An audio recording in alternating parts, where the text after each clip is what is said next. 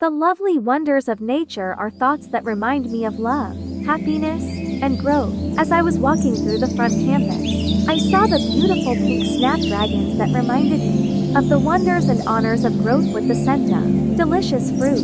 While walking towards the water fountain, I noticed extremely vibrant geranium flowers that reminded me of growth with their distinct scent of peppermint. As I reached the water fountain, I spotted another beautiful wonder of nature, a plum tree, which reminded me of hope while being covered in a hint of plum, soothed my delicate arms as I inhaled the soft fragrance of the flowers.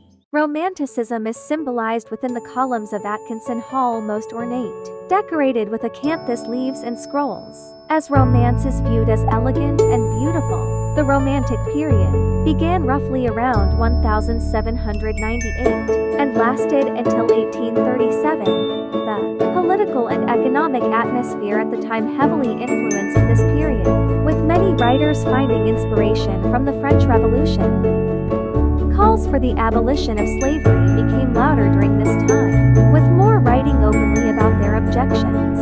After the agricultural revolution, moved away from the countryside and farmland and into the cities, where the Industrial Revolution provided jobs and technological innovations, something that would spread to the United States in the 19th century.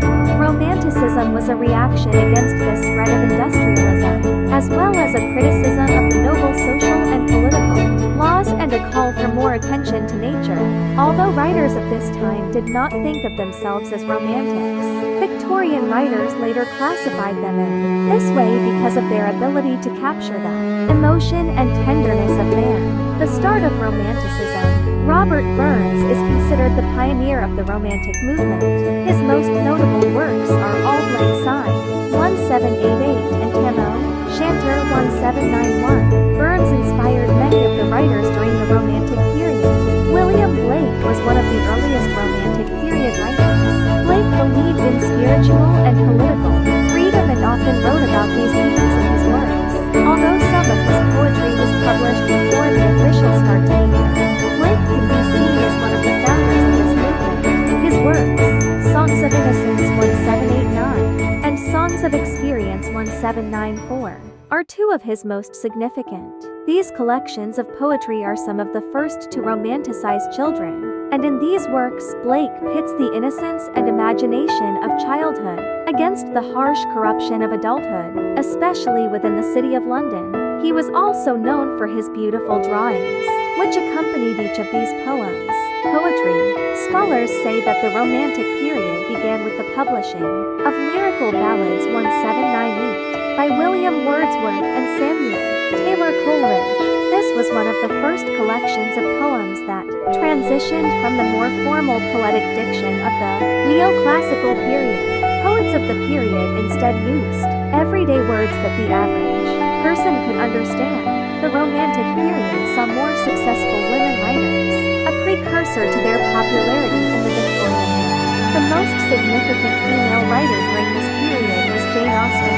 Writing toward the end of the period, Austen did not always follow the strict Romantic period guidelines and even mocked some of the more exaggerated plots of previous writers. Instead, Austen chose to highlight the everyday lives of average people, making a turn toward social realism. For instance, literature was found in small flowers and through the columns of Atkinson Hall. 2.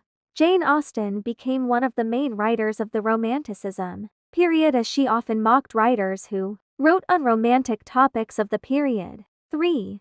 This documentary challenged me analyze topics and, when writing, to use descriptive language. When I described the flowers using my 5 senses, it taught me how to describe things better rather than being broader.